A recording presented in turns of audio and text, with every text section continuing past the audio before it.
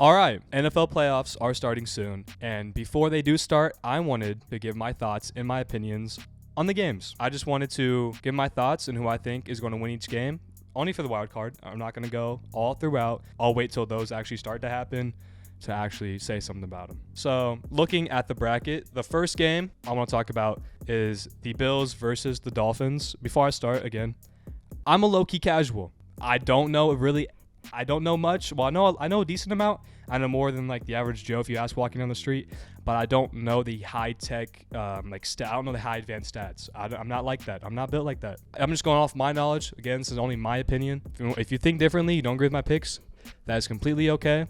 Anyway, Bills versus Dolphins. First thing I want to talk about with this game, the Dolphins have been struggling a lot these past few weeks. At one point, this team, Miami Dolphins, was 8-3. They ended the year, was it 8-9, 9-8, something like that, around there. They have fallen off. They've fallen off a huge cliff. This team was supposed to be highly talked about at the end of the year. They were like, oh, they could be Super Bowl contenders. They could go all the way. They could really beat these good teams.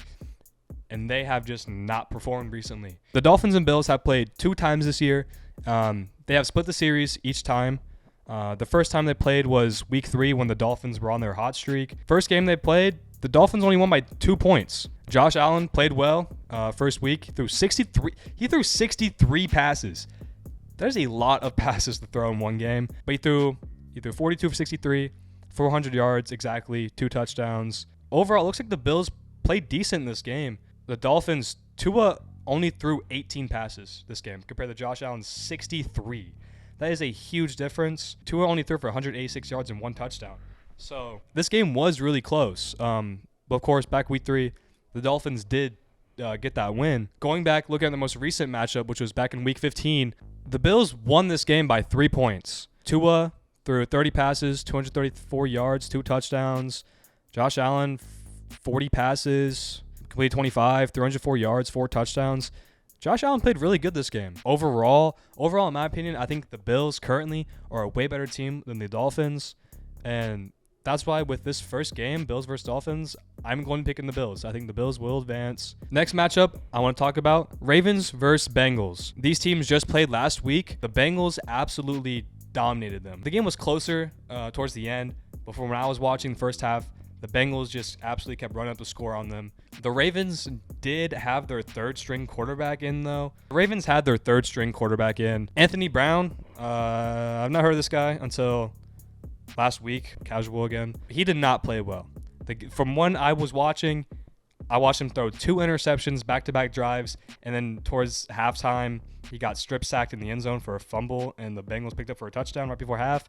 So the Bengals did win that game easily. But I wanted to go and look back at their Week 5 matchup. Looking back at Week 5, where the Ravens had Lamar Jackson, and they actually were a decently good team. Not really. They were 3-2 at the time of this game. This was a time where the Bengals were struggling. The Bengals started off this year 0-2. So going into Week 5, they still really weren't clicking that well.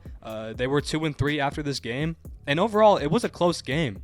The Ravens won 19-17.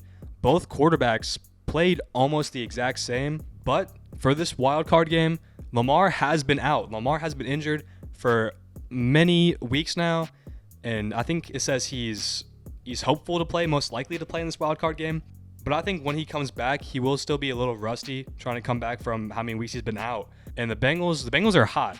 Bengals currently, before the Bills game got canceled, they were on a 7-game win streak. And even after the Bills game got canceled, their next game, they won. So technically, they're on an 8-game winning streak.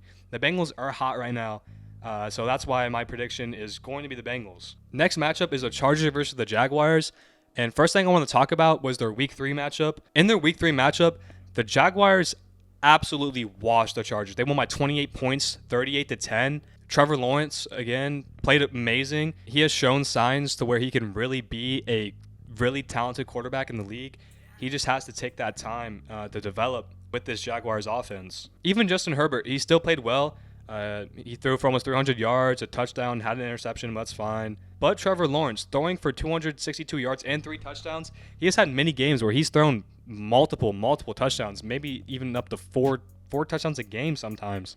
And the people have been giving the Chargers a lot of hate over the past 2-3 years because of Justin Herbert. People saying Justin Herbert's overrated because he hasn't made the playoffs. He finally made the playoffs, but if Trevor Lawrence has a game like he has when he's thrown for 4 passing touchdowns and 400 yards, I don't see why the Jaguars will lose this game. I am full betting on Trevor Lawrence having an amazing game, and that's why this is low-key my first upset. I'm going to be picking the Jaguars over the Chargers. Next matchup, Seahawks versus 49ers. Brock Purdy, Mr. Irrelevant, as I'm sure you've heard so many of the reporters say when he plays, versus comeback player runner-up Geno Smith and Pro Bowler Geno Smith. Brock Purdy coming in after the Trey Lance injury where Jimmy Garoppolo came in, then Jimmy got out for the year, bringing in the last pick in the draft, Brock Purdy. Nobody thought he was going to play as well as he has. I think he won his first 4 straight games as a starter. He was the only first-time starter to beat Tom Brady after the first career start. And overall, Brock Purdy, I haven't watched him play much, but he seemed pretty good. I don't know if it's just a system quarterback, if it's just the coaching he's around. The 49ers do have a good coaching staff, but overall, he's been playing really, really well. And of course, Geno Smith, after the Russell Wilson trade, he traded to the Broncos for an absolute fleece, absolute steal of a deal.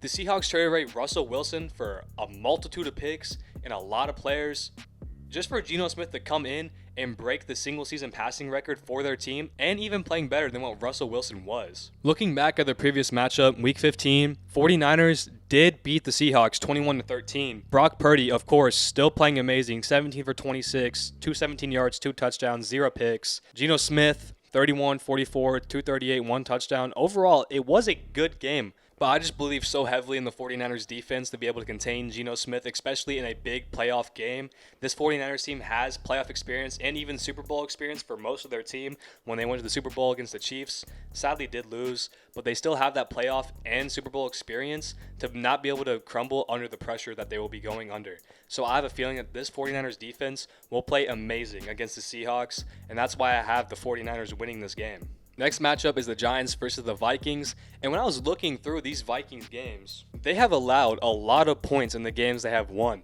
Every game they've won, it has been high scoring for both teams, sometimes only winning by 3, 5, 7 points. And each time they've won, they've allowed their team to score almost 25 plus points a game.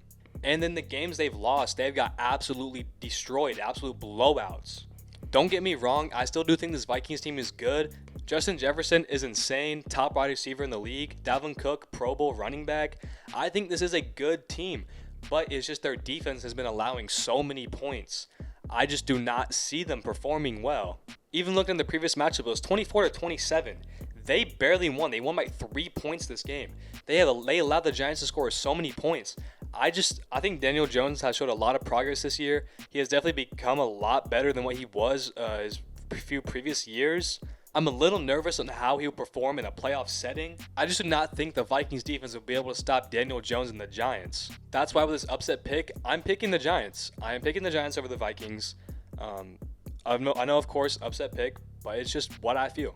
Now, the next and final matchup that I am going to be talking about is the Cowboys versus Buccaneers.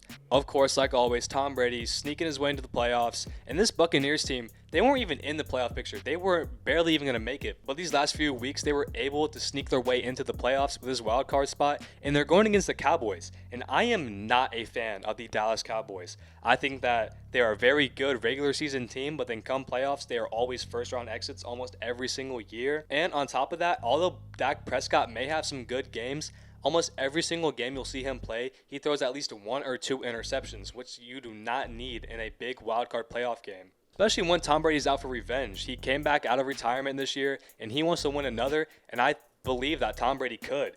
Do I think he's going to this year? Probably not, but I know that he still could.